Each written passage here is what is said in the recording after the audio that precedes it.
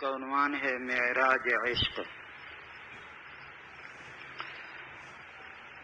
رہوں روز و شب گرچہ باغ ارم میں، وہ دونوں جہاں دیوں میں کرم میں، کروں عیش گوہر طرح کی نعم میں، عطا ہفت اقلیم ہو ہر قدم میں، میرے دل میں تیرا اگر غم نہیں ہے تو یہ ساری راحت کا مجسم نہیں ہے۔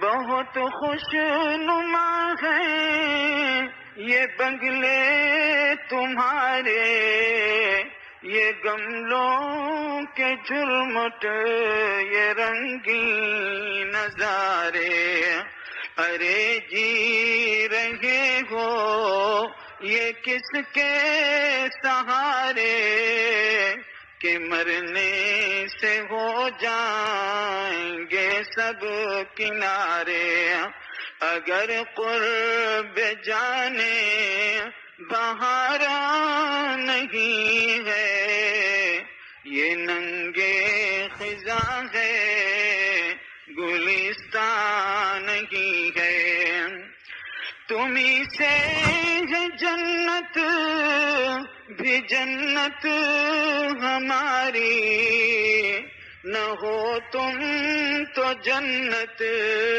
میں بھی ہوں میں ناری، محبت کی دل پر لگے ضرب کاری، میری کامیابی کی آ جائے باری، میری جان کا کوئی سہارا نہیں ہے،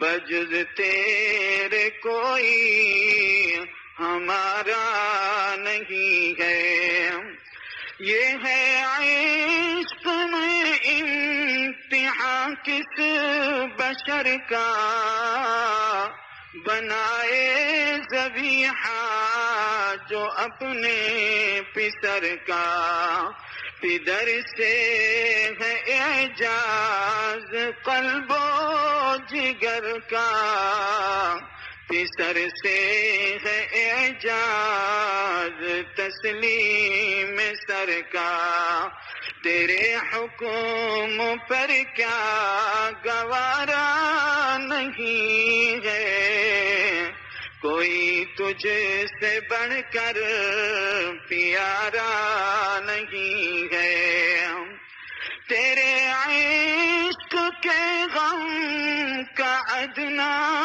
اثر ہے کہ جان سر بکف زیر تیغ و تبر ہے، بکوئے ملامت کوئی در بدر ہے، بشوق شہادت کوئی دار پر ہے، اگر آپ کا غم ہمارا نہیں ہے، مجھے ہر دو عالم گوارا نہیں ہے، بہت سے سلاطین ہوئے گھر سے بے گھر، دلوں میں جب ان کے کیا عشق نے گر، مزہ ان کو آیا جو اس سنگ در پر، تو پایا فقیری کو شاہی سے بہتر، وہ دل جس میں جلوہ تمہارا نہیں ہے، وہ دل سب کہو پر تمہارا نہیں ہے، کبھی تو ہو فغار رہا ہوں، کبھی دل ہی دل میں نہارو رہا ہوں، کبھی ایک خلش سے محض پا رہا ہوں، کبھی خون آنکھوں سے برسا رہا ہوں، تیرے غم کا جو ہائے مارا نہیں ہے، کسی کا وہ ہو پر تمہارا نہیں ہے، جگہ ہے وہی ساری دنیا میں خوش تر، جہاں آپ کے در پہ ہوگا میرا سر، نہ ہرگز میرا سر ہو اور غیر کا در، یہی ہے شب و روز فریاد اختر، نہ ہرگز میرا سر ہو اور غیر کا در، یہی ہے شب و روز فریاد مظہر، جو ہے آپ کا بس وہی ہے ہمارا، ہمارا نہیں جو نہیں ہے تمہارا۔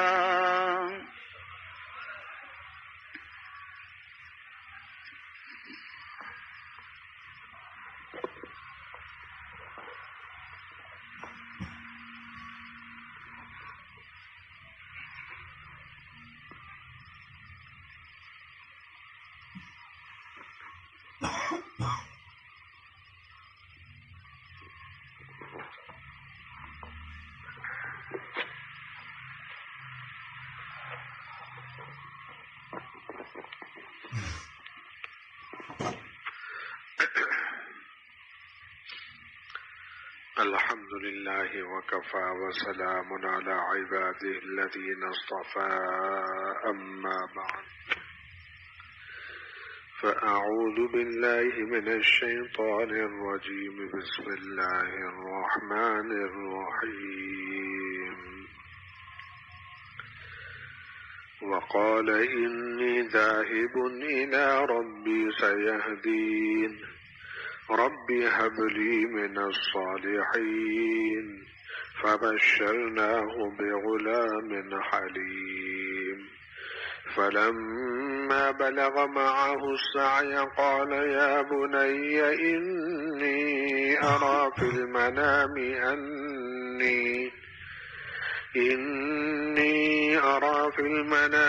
أني أذبحك فانظر ماذا ترى، قال يا أبت افعل ما تؤمر، ستجدني إن شاء الله من الصابرين، صدق الله العظيم۔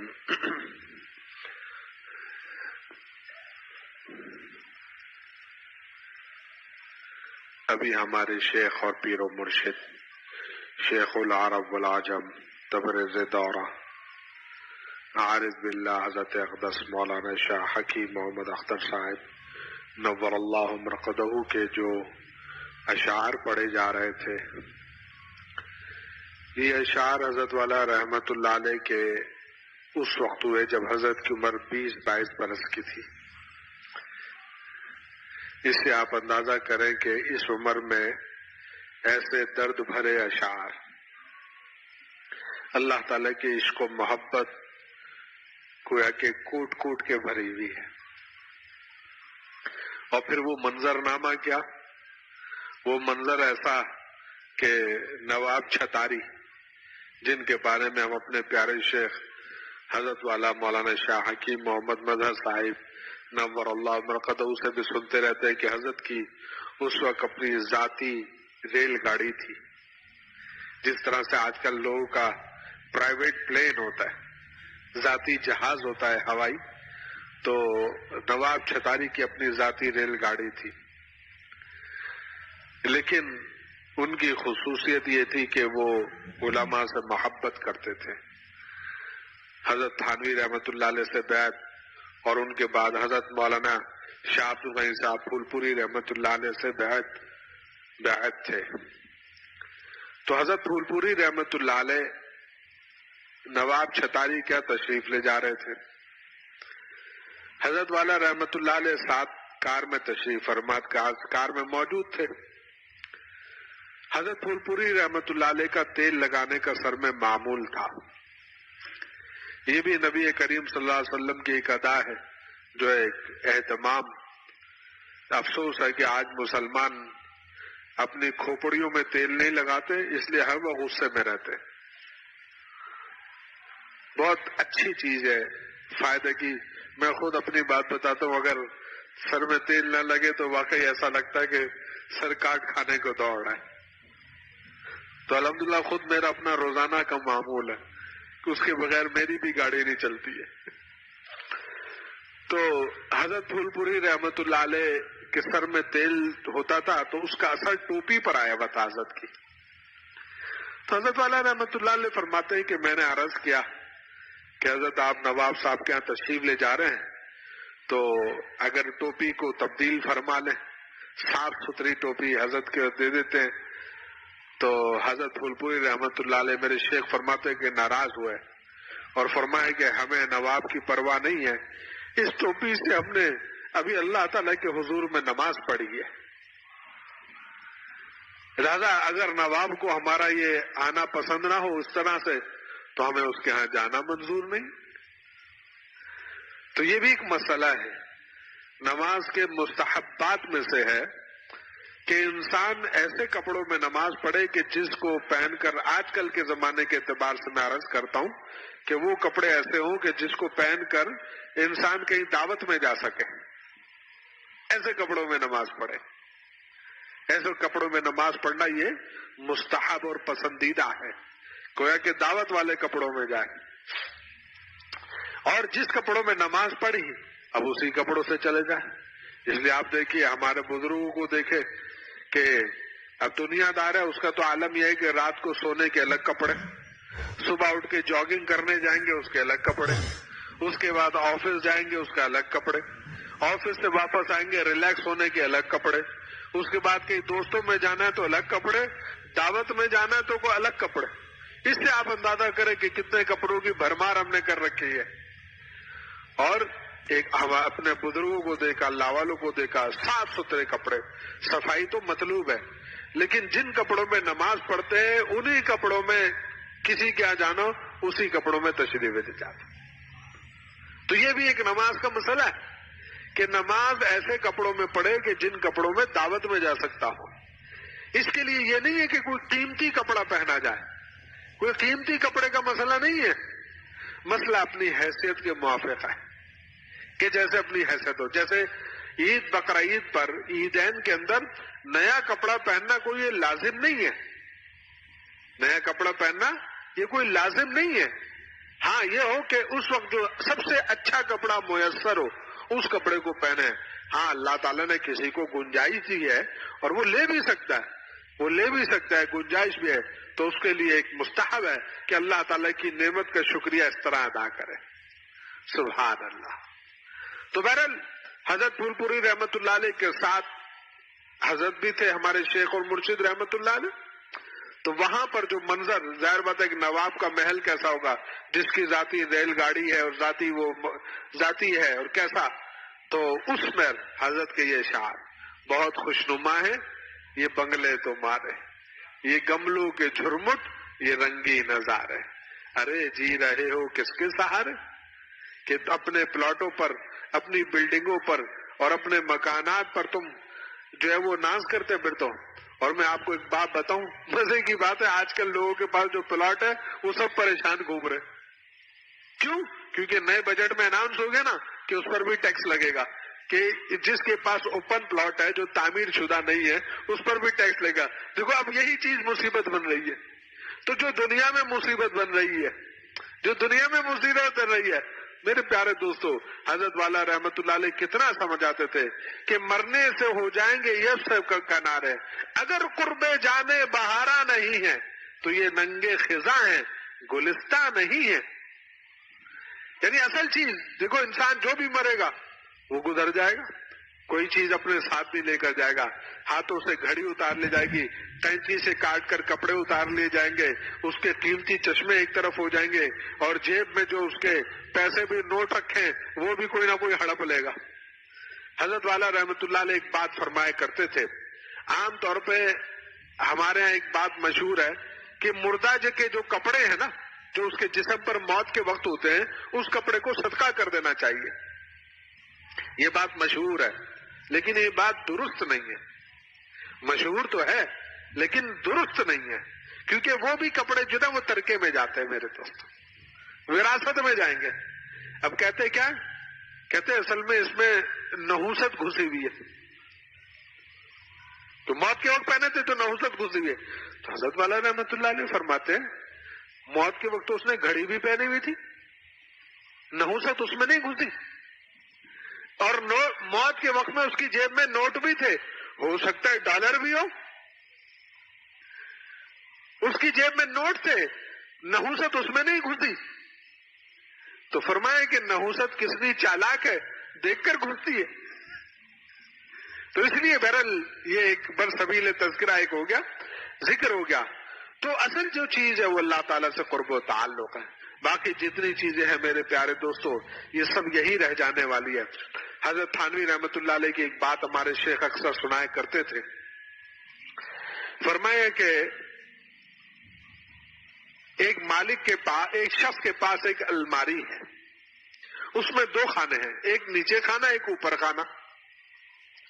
نیچے والے خانے میں کچھ برتن رکھے ہوئے، اوپر والا خانہ خالی ہے۔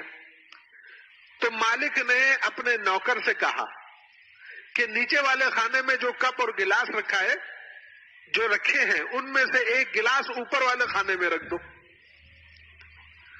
تو نوکر نے کہا کہ حضور بڑا آڈ لگے گا، یعنی بڑا معیوب لگے گا کہ ایک گلاس اوپر بقیہ سارے نیچے۔ تو مالک نے کیا کہا، الماری میری، گلاس میرے، تو نوکر میرا، تجھے جو کہا ہے وہ کر۔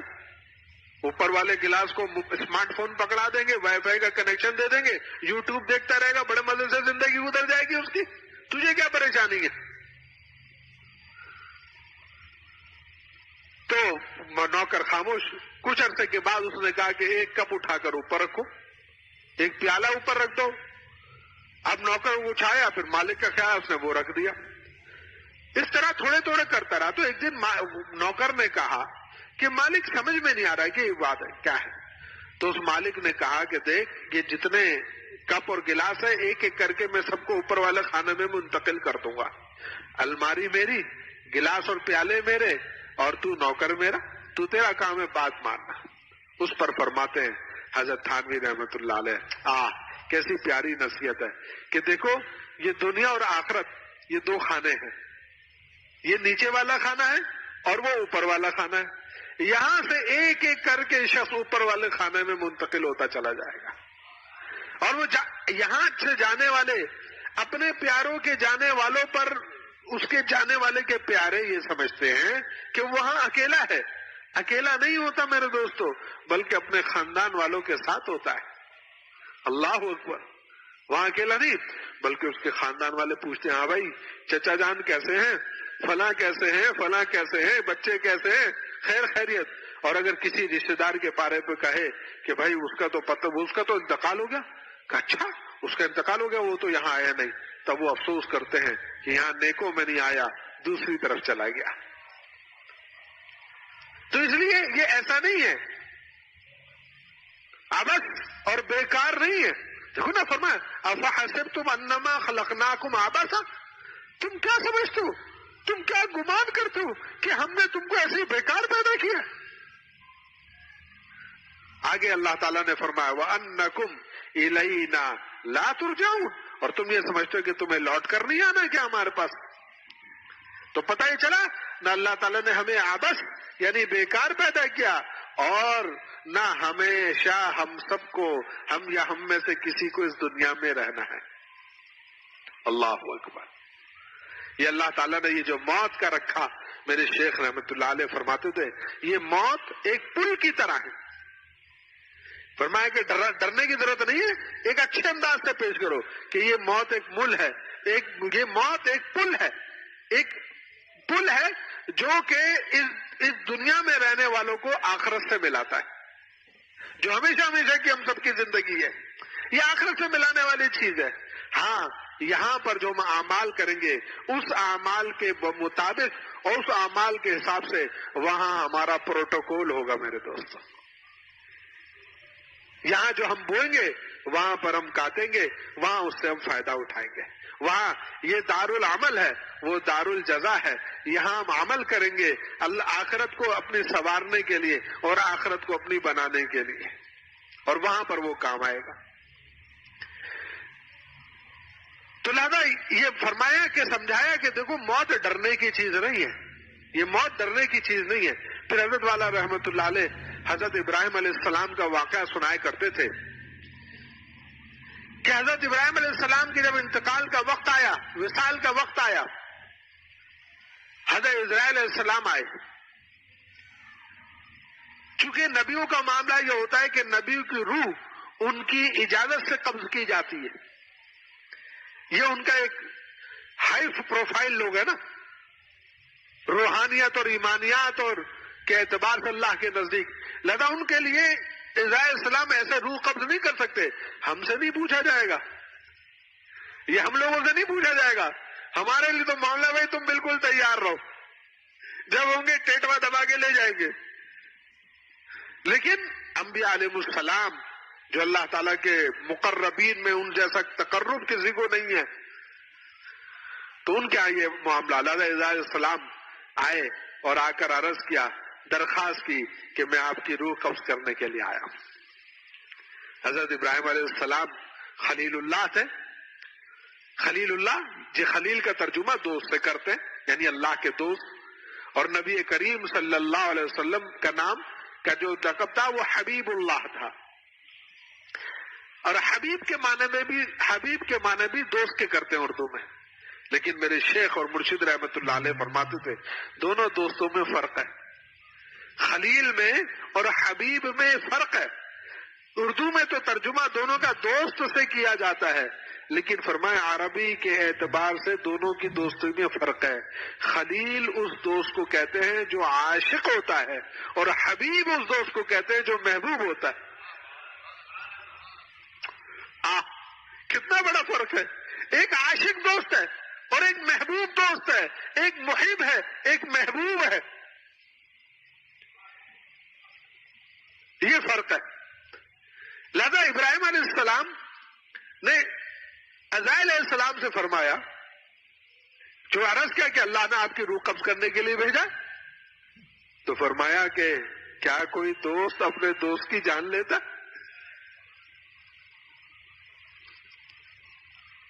اب عزرائیل علیہ السلام کے تو سٹی کو اب کیا جواب دے؟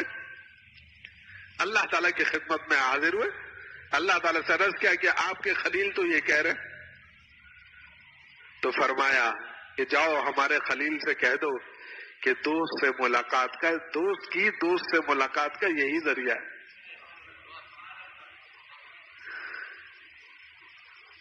لہذا جب یہ بات عرض کی حضرت ابراہیم علیہ السلام کو، تو ابراہیم علیہ السلام نے لبیک پھر کہا کہ محبوب سے، جس محبوب کے لیے رو رہے ہیں، جس کے لیے نمازیں پڑھ رہے ہیں، جس کے لیے قربانی کر رہے ہیں، جس کے لیے حج کر رہے ہیں، میرے پیارے دوستو، جس نے ساری زندگی ہماری ضرورتوں کا خیال فرمایا، فرماتا ہے، اور تمام نعمتوں میں سے سب سے بڑھ کر ایک نعمت ہے، یعنی کتنی نعمتیں ہیں، ہر نعمت ایک دوسرے سے بڑھ کر ہے، لیکن کتنی بڑی نعمت ہے کہ اللہ تعالیٰ نے ہمارے گناہوں پر ستاری کا پردہ ڈالا۔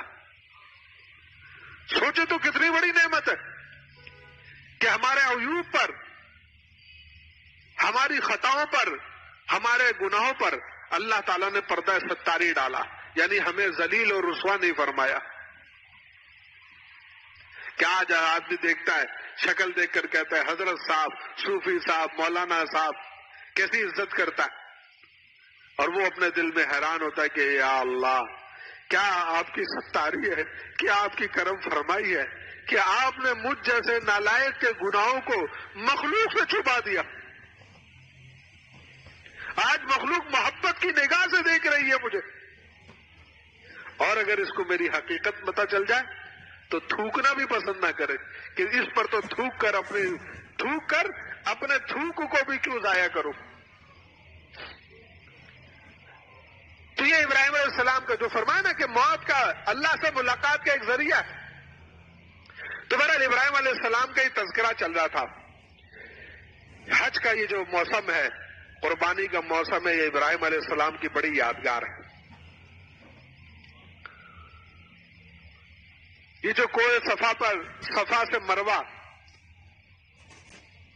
یہ جو عاشقین سعی کرتے ہیں، عمرے کی سعی یا حج کی سعی، یہ حضرت حاجر علیہ السلام کی وہ یادگار ہے جب ابراہیم علیہ السلام اسماعیل علیہ السلام کو اور ان کی والدہ ماجدہ کو لے کر مکہ شریف پہنچے. اللہ تعالیٰ کے حکم سے. اب وہ اس زمانے کے سوچے، اس زمانے میں تو ہمارے پاس آج حج کو جاتے یا عمرے کو جاتے تو نعمتوں کی بھرمار ہے.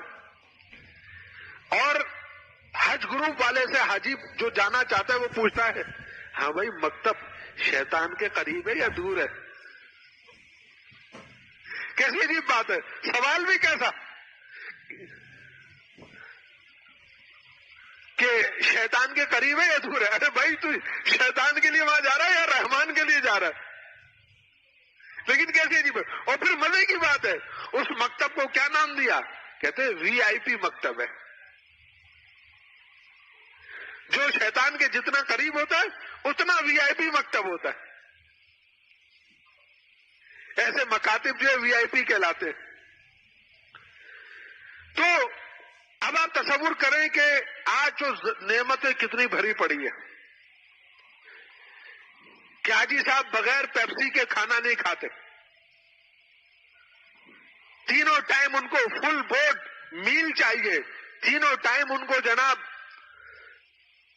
گوشت چاہیے، گوشت. ورنہ ناراض ہوتے، کہتے کہ ہمارے گروپ کے انتظامیہ والوں نے خیال نہیں کیا حج کا. اور وہ زمانہ صحرا، آس پاس کچھ نہیں، بلکہ ایسا عالم تھا گوگل پہ بھی لوکیشن نہیں آتی تھی. اور وہاں پر اللہ تعالیٰ کا حکم ہوا کہ جاؤ اپنے بیوی اور بچوں کو ہمارے سہارے پہ چھوڑ کے چلے جاؤ.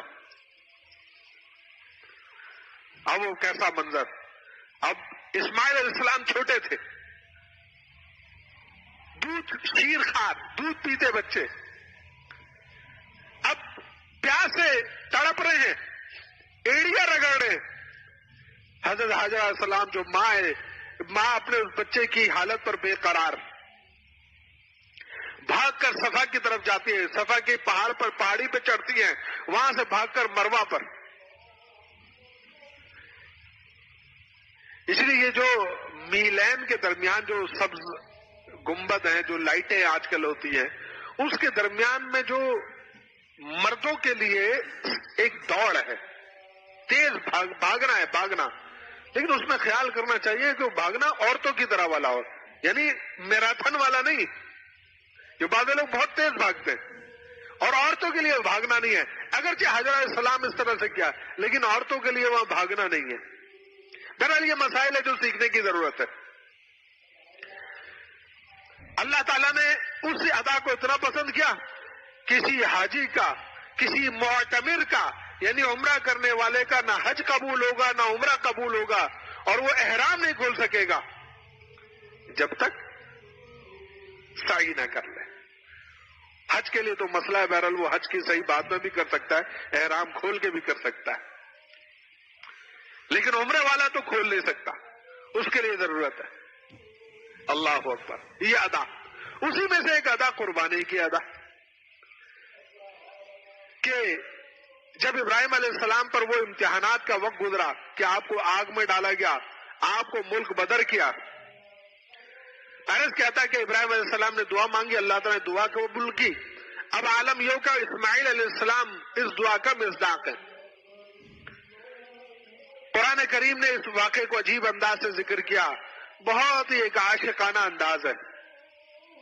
کیا وہ اسماعیل علیہ السلام جوان ہوئے, جوانی کی طرف جا رہے ہیں کہ بچہ بڑا ہوا باپ کے ساتھ دوڑ رہا ہے. فلما بلغا معہ السعی, اب وہ سعی کر رہے ہیں, ایک محنت ہے, ایک کوشش ہے, ایک دوڑنا ہے اس کا.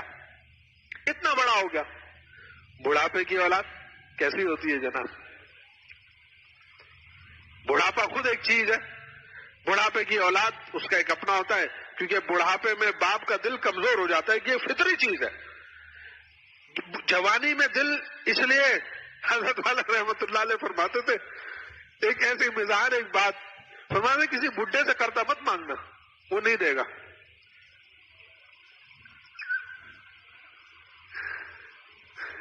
اور جوان سے مانگو گے وہ دے دے گا, کیونکہ جوان جو ہے نا اس کا دل مضبوط ہوتا ہے نا, اور اس کو ہوتے اگر پیسہ نہیں ملا کوئی بات نہیں, کما لیں گے. پھر بڈھا ہوتا ہے اگر یہ بھی لے کے بھاگ گیا تو پھر میں کہاں سے لاؤں گا. ایک فطری چیز ہے. اس لیے بڑھاپے کی وہ جو قرآن کریم نے ذکر کیا, اعلموا انما الحیات الدنیا, 27ویں پارے کی آخری سورت کے اندر, سورہ حدید کے اندر تیسرا رکوع ہے, پہلی آیت ہے تیسرے رکوع کی. اعلموا انما الحیات الدنیا لعب ولہو وزینۃ وتفاخر بینکم وتکاثر فی الاموال والاولاد. خوب جان لو کہ یہ جو دنیا کی زندگی ہے, اب لعب و لہو ہے, لہو و لعب, اور تفاخر بینکم نہیں, وزینۃ, کیا پڑھا تھا ابھی, لعب و لہو وزینۃ وتفاخر بینکم, زینت اور تفاخر. ابھی عرض کروں گا اس کا, دو چیز ہو گئی. تیسری چیز ہے وہ تکاثر بینکم فی الاموال والاولاد, یعنی اموال اور اولاد کا بڑھنا. تکاثر, الہاکم التکاثر بھی جیسے ذکر کیا نا, کہ مال کی حرص اور لالچ, جیسے کہ مال بڑھانے کی فکر ہونا. تو اب یہ زندگی کے 3 ادوار کا ذکر کیا. وہ کیسے؟ ایک ہے لڑکپن. لڑکپن میں کیا ہوتا ہے؟ گلی ڈنڈا چاہیے ہوتا. ہمارے زمانے میں تو گلی ڈنڈا ہوتا تھا, آج کل تو ایڈوانس پی ایس پی چاہیے جی, پی ایس پی. کتنے لوگ تو میں سمجھتا ہوں پی ایس پی جانتے بھی نہیں ہوں گے کیا. وہ بچوں کا چھوٹا سا, پہلے زمانے میں آتا نا ویڈیو گیم, اور وہ ہاتھ کا جو جناب, اسی طرح آج کل وہ آگے پی ایس پی ہوتا ہے, اور اس میں کئی گیم ہوتے ہیں. تو اب لہو لعب وہ چیز ہے کہ ایسی کھیل کود کی چیز ہے جس کا کوئی فائدہ نہیں ہے. جیسے آئی پی ایل کرکٹ ہے, یہ پی ایس ایل, کیا S P L P S L پتہ, پی ایس ایل, آئی پی ایل تو انڈیا کی ہے, پی ایس ایل پاکستان کی. یہ جو پی ایس ایل کے میچ ہے جی, فلاں کلندر فلاں, واہ جی کلندروں کا کیا مذاق اڑایا تم نے بھی ظالم, فلاں شاہین, فلاں وہ کنگز, اور کیا کیا نام رکھتے ہیں. مجھے ایک بات بتائیے, ذرا اچھی طرح سوچئے گا, صرف میری بات پر بھروسہ مت کیجئے گا, لیکن اس سے ہمیں ذاتی طور پر یا ملکی طور پر کیا فائدہ ہے؟ خوب بات ابھی تسلی سے سوچئے گا. نہ ہماری معیشت کو کوئی فائدہ, واللہ, نہ معاشرت کو کوئی فائدہ, نہ اخلاقیات کو کوئی فائدہ. اخلاقیات کا بھی جنازہ نکلتا ہے, معاشرت کا بھی جنازہ نکلتا ہے, اور معیشت کا بھی جنازہ نکلتا ہے.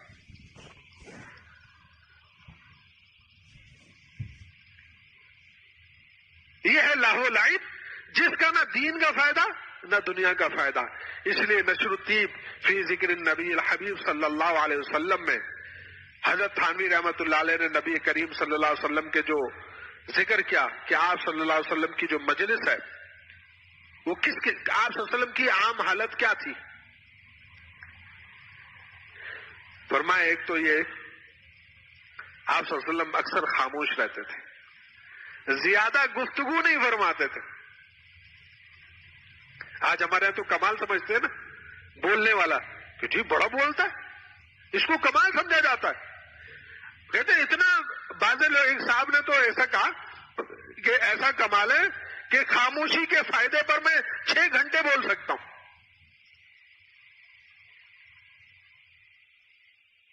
تو آپ صلی اللہ علیہ وسلم اکثر کثرت کلام نہیں فرماتے تھے. نمبر 2 بات کہ آپ کی گفتگو بے وجہ نہیں ہوتی تھی. یعنی ایسی گفتگو یا تو جس میں دین کا کوئی فائدہ ہو یا دنیا کا کوئی فائدہ ہو. تو ایسے فضول کلاموں سے ہمیں منع کیا گیا. زیادہ بولنے سے آپ صلی اللہ علیہ وسلم کا معمول نہیں تھا. آپ اکثر خاموش رہتے تھے, طویل خاموشی آپ کی ہوتی تھی, لیکن جب گفتگو فرماتے تھے تو گوہر نبوت نکلتے تھے.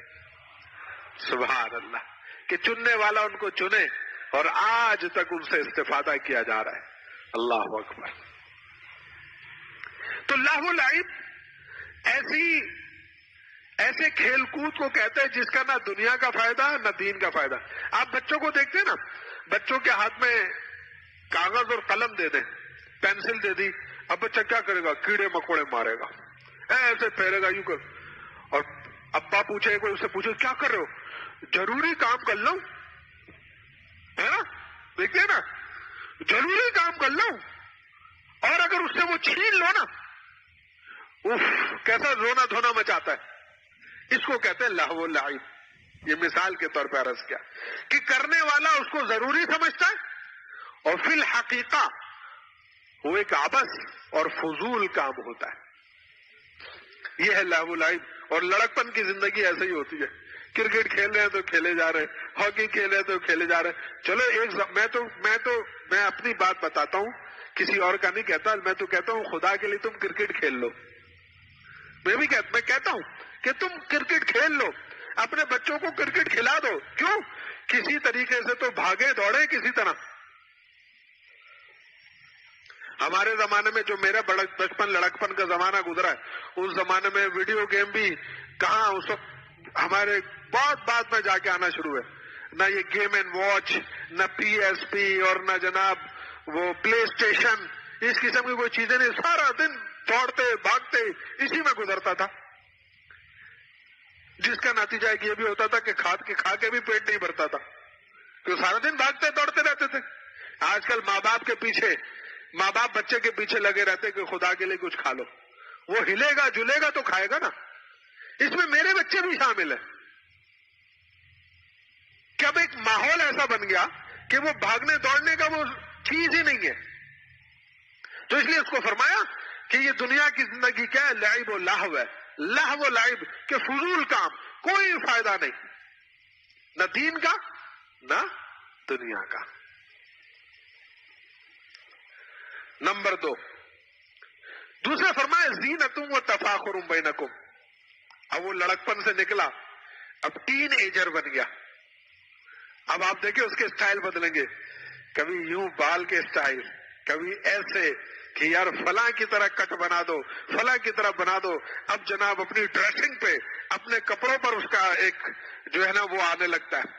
ہمارے اس زمانے میں بھی برانڈ کے زمانہ نہیں ہوتا تھا, لیکن آج کل تو برانڈ ہے نا, کہ جی برانڈ کی گھڑی ہو, برانڈ کے چشمے ہو, اگرچہ ٹھپا لگا ہو سب ہو لنڈا کا, لیکن برانڈ کا ٹھپا ہونا چاہیے.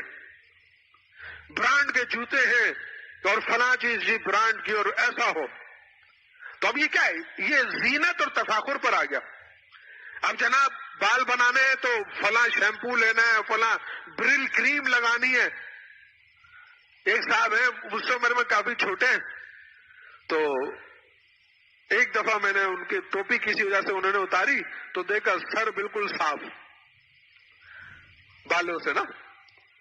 تو میں نے ایسے مزاحن کہا, میں نے کہا یار تم نے اپنی جوانی میں شیمپو اور برل کریمیں وغیرہ نہیں لگائی کہ جی تیل میں انڈا ڈال کے وہ بھی لگا رہے ہیں, دہی بھی لگا رہے ہیں, فلاں چیز بھی لگا رہے ہیں, کسی نے کچھ کہا بال اور اچھے ہو جائیں گے وہ بھی لگا لیا.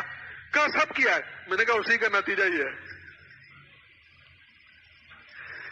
یعنی اللہ تعالیٰ نے مردوں کو بال جو سر پہ عطا فرمائے یہ زینت نہیں ہے, یہ یاد رکھنے کی بات ہے. یہ ایک شرعی مسئلے کے طور پہ عرض کر رہا ہوں, میں ایک شرعی علم کی حیثیت سے بات عرض کر رہا ہوں کہ مردوں کے سر کے بال اس کی زینت نہیں ہے, بلکہ مرد کی جو زینت ہے وہ اس کی داڑھی ہے. اور عورت سر کے بال اس کی زینت ہے، عورت کے سر کے بال اس کی زینت ہے.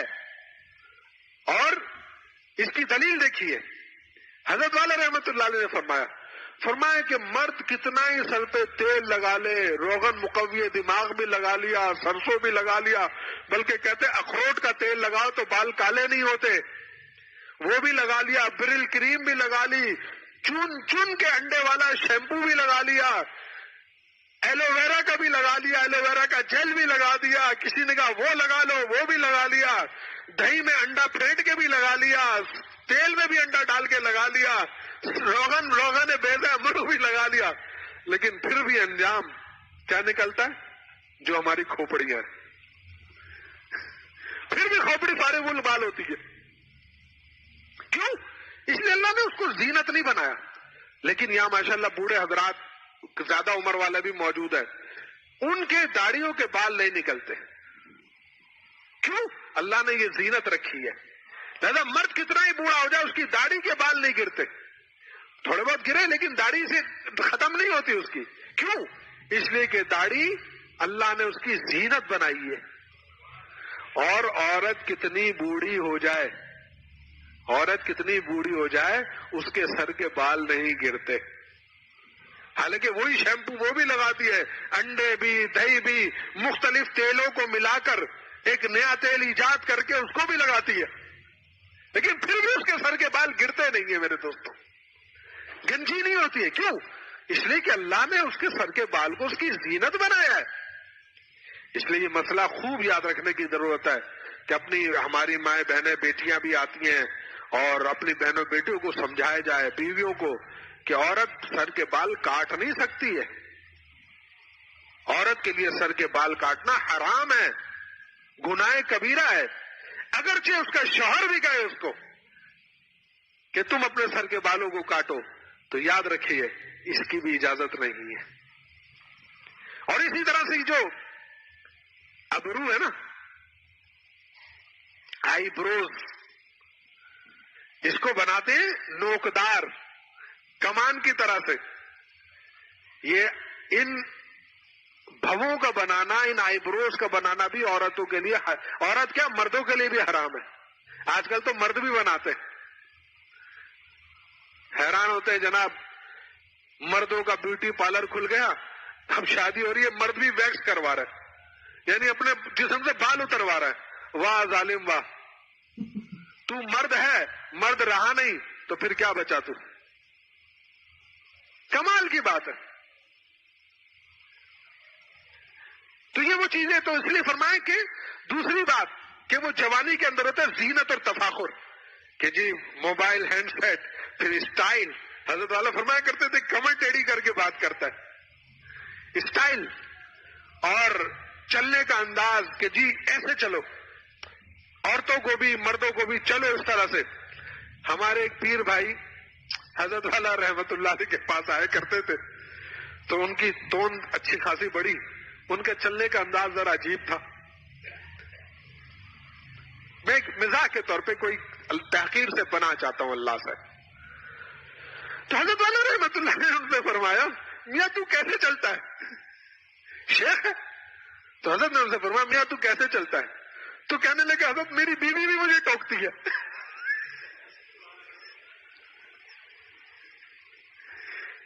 پھر وہ حضرت کو کر کے دکھاتے تھے، حضرت میری بیوی کہتی ہے ایسے چلو، نا کہ مردوں کی طرح سے چلو، یہ تمہاری چال کیسے؟ تو بہرحال یہ تفاخر اور زینت کی چیزیں کی جی چال کا اسٹائل، بالوں کو وہ کر رہے ہیں اور موبائل پکڑنے کا انداز، اور یہ سب یہ ہے زینت اور تفاخر. اب اسی چیز میں فکر میں لگے ہوئے سارے. تو یہ ہے جوانی کا دور. اور پھر تیسرا جو فرمایا وَتَكَاثُرٌ فِي الْأَمْوَالِ وَالْأَوْلَادِ، اب انسان کو اپنے مال پر اور اپنی اولاد پر کے بڑھانے پر فخر کرتا ہے. 12 یہ حدیث شریف سنا چکا ہوں، دوبارہ عرض کرتا ہوں کہ حضرت والا رحمت اللہ علیہ کی جو کتاب رسول اللہ صلی اللہ علیہ وسلم کی نظر میں دنیا کی حقیقت، اس میں بھی یہ حدیث شریف ہے. حضرت نے اس کو جمع فرمایا کہ جو شخص رزق حلال کماتا ہے، جو شخص رزق حلال کماتا ہے، لیکن نیت کیا ہے کہ کسی کے سامنے ہاتھ نہ پھیلائے. نمبر 2 کہ اپنے گھر والوں پر خرچ کرے. اور نمبر 3 اپنے پڑوسیوں پر یعنی ضرورت مندوں پر خرچ کرے اپنی حیثیت کے موافق.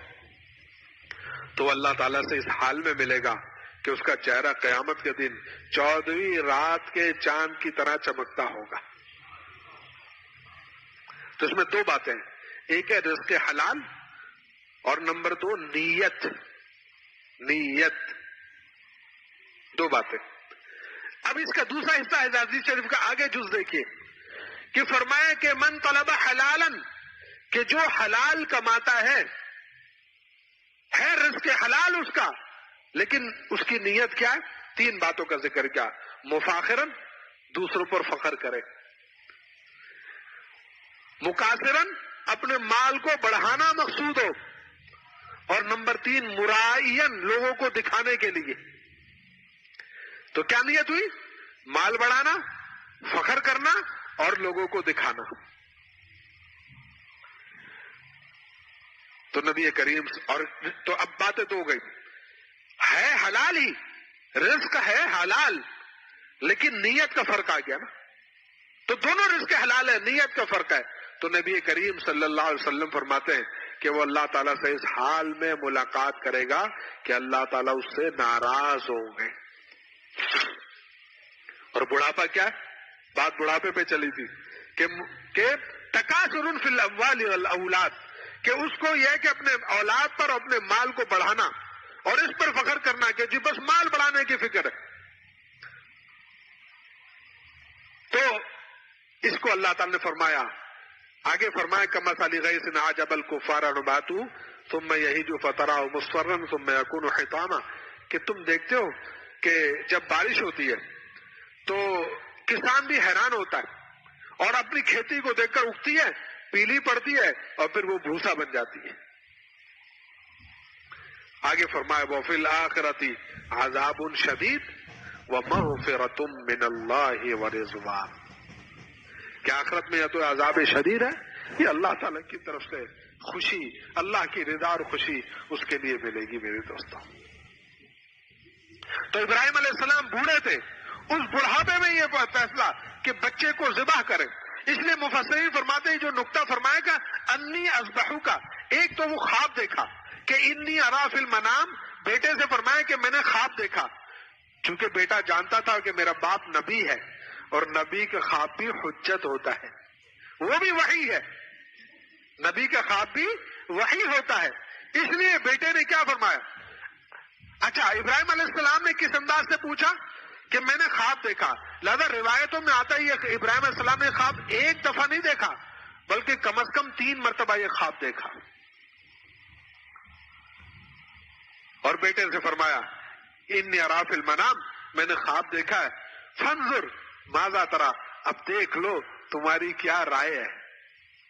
یہ حکیمانہ انداز ہے.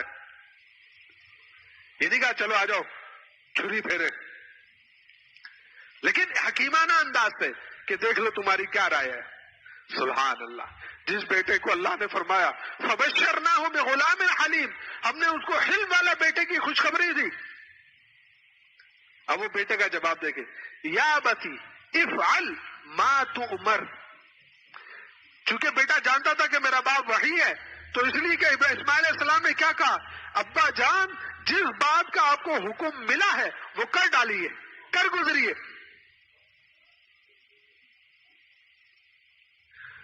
اب ایک تھا کہ یہ تو کہہ دیا، زبان سے تو کہہ دیا، اندر کا کیا حال ہے؟ اندر کا کیا حال ہے؟ تو اس کے لیے اسماعیل علیہ السلام کے بہترین جملے کو اللہ تعالی نے قرآن کریم میں نقل کیا کہ ستجدنی انشاء اللہ من الصابرین، کہ آپ مجھ کو جلد پائیں گے اگر اللہ نے چاہا صبر کرنے والوں میں سے. حضرت والا رحمت اللہ علیہ فرماتے ہیں علماء کی اس بات کو، یہاں اسماعیل علیہ السلام نے دعویٰ نہیں کیا کہ میں یہ کروں گا.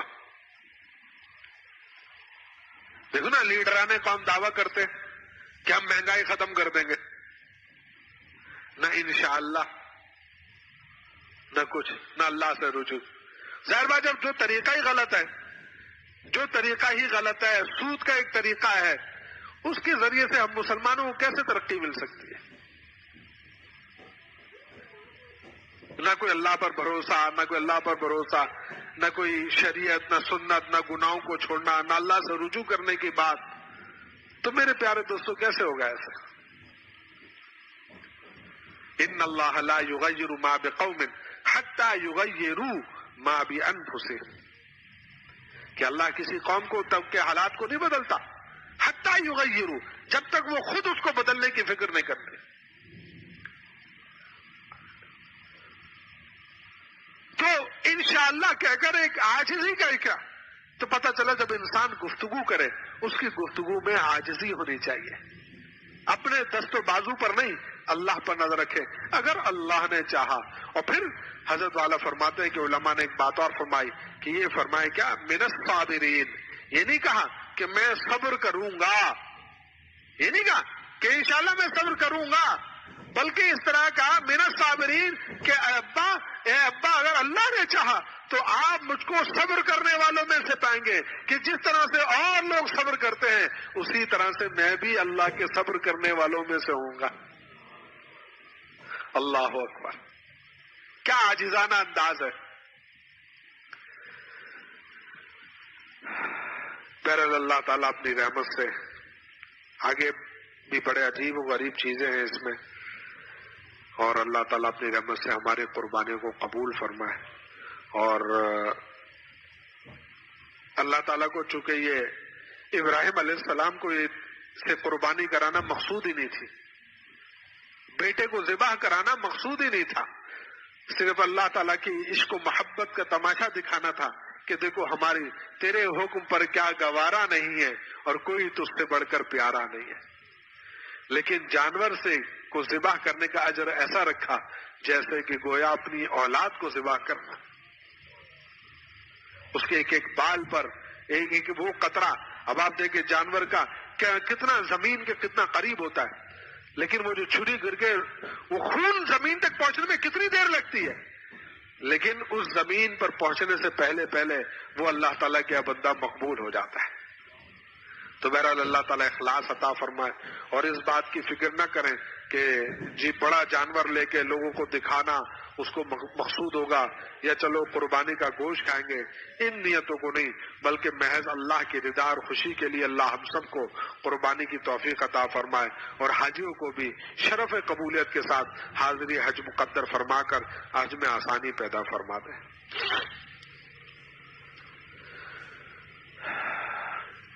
اللہ تعالیٰ اپنی رحمت سے بیماروں کو صحت و عافیت عطا فرمائے، ہم سب کو کسی کا محتاج نہ فرمائے، اور ہم سب کو بڑوں کا باادب بنائے اور اولاد کا کہ بھی ہماری نیک بنائے۔ جو بیٹیاں پریشان ہیں، میں اکثر ایک بات کرتا ہوں کہ کتنی عجیب بات ہے کہ ماں باپ جو ہے، میں بھی بیٹی والا ہوں، ماں باپ جو ہیں ایک بیٹی کو پال پوس کر بڑا کرتے ہیں، 15 سال 18 سال 20 سال جتنے بھی، ساری زندگی اس کا ضرورت، اور جب وہ شوہر کے گھر میں جاتی ہے کہتی ہے مجھے اپنے ماں باپ سے ملنے جانا ہے، تو وہ کہتے ہیں کیا ضرورت ہے، بھول جاؤ اپنے ماں باپ کو۔ کیسی عجیب سی بات ہے، ذرا دل پر اس کو سوچنا چاہیے کہ کیسے وہ جس ماں باپ کے ذریعے سے وہ دنیا میں آئی، جنہوں نے اس کی ضرورت پالا پوسا، کس طریقے سے معاشی طور پہ کتنی تکلیفوں سے گزر کر اس اپنی اولاد کو پال پوس کر ایک اجنبی مرد کے حوالے کیا، اب وہ کہتے ہیں کہ تم اپنے ماں باپ کو بھول جاؤ۔ تو میرے دوستوں یہ بڑے ظلم کی بات ہے، اللہ اس ظلم سے ہم سب کی حفاظت فرما دے۔ اللہ کرے جو رشتوں کے لیے پریشان اپنی بیٹیوں بہنوں کے لیے اور لڑکوں کے لیے، اللہ ان کو اپنی رحمت سے، اللہ اپنی رحمت سے اچھے رشتے، جوڑ والے رشتے عطا فرما دے۔ اللہم صلی علی سیدنا و مولانا محمد و اصحابہ وبارک وسلم۔ یا اللہ تعالی ہمیں معاف فرما دیجئے، چھوٹے گناہوں کو بھی معاف فرما اور بڑے گناہوں کو بھی معاف فرما۔ اللہ ہمیں اپنے شکر کرنے والے بندوں میں شامل فرما، اپنے صبر کرنے والے بندوں میں شامل فرما، اور اللہ اپنی رحمت سے ہماری زندگی کو اپنی رضا اور خوشی کے مطابق بنا، اور یا اللہ اپنی رضا اور خوشی میں جینا عطا فرما، اور اپنی رضا اور خوشی میں ہی ہم سب کو اپنے پاس بلا لیجیے، اور اللہ اپنی رحمت سے حاجیوں کے حج کو شرف قبولیت کے ساتھ اس میں آسانی عطا فرما، اور یا اللہ جو قربانی کرنے والے ہیں اللہ اپنی رحمت سے ہماری قربانیوں میں مدد فرما، اور اللہ اپنی رحمت سے اس کو اپنی بارگاہ میں قبول فرما، اور ہم سب کو سنت پر عمل کا ذوق عطا فرما، سنت کے مطابق زندگی گزارنے کی توفیق عطا فرما، ہمارے کاموں کو آسان فرما، ہماری ضروریات کو پورا فرما، ہم سب کو رزق حلال، عافیت، فراوانی اور آسانی کے ساتھ عطا فرما، اور اے کریم مالک ہم سب کو اور ہمارے مریضوں کو صحت و عافیت عطا فرما، ہماری حاجتوں کی حاجت روائی فرما، اہل مقروض کے قرضوں کو ادا فرما، اہل مصیبت کو اہل عافیت بنا، اہل مرض کو اہل شفا بنا، بے اولادوں کو نیک اور صالح اولاد عطا فرما، ہم سب کو ہماری اولادوں کو نیک اور صالح اور فرمانبردار بنا، اور اللہ ہمیں ذوق شریعت عطا فرما، اور ذوق محبت ہم سب کو عطا فرما، اور ذوق عبادت عطا فرما۔ یا اللہ تعالیٰ آپ کا کتنا کرم ہے کہ آپ نے ہمارے گناہوں پر اے اللہ اپنی رحمت سے ستاری کا پردہ ڈالا ہوا، یا اللہ اپنی رحمت سے ہماری پردہ داری فرما، اور پردہ دری سے یعنی ذلت اور رسوائی سے ہم سب کی حفاظت فرما، اور یا اللہ سلامتی ایمان سلامتی اعضاء کے ساتھ دنیا میں رکھے، اور سلامتی ایمان سلامتی اعضاء کے ساتھ دنیا سے لے جائیے۔ ربنا تقبل منا انك انت السميع العليم، وصلی اللہ علی النبی الکریم، وصلی اللہ علی النبی الأمی، وصلی اللہ علی النبی الأمی، آمین یا رب العالمین برحمتک یا ارحم الراحمین۔ السلام علیکم ورحمۃ اللہ وبرکاتہ۔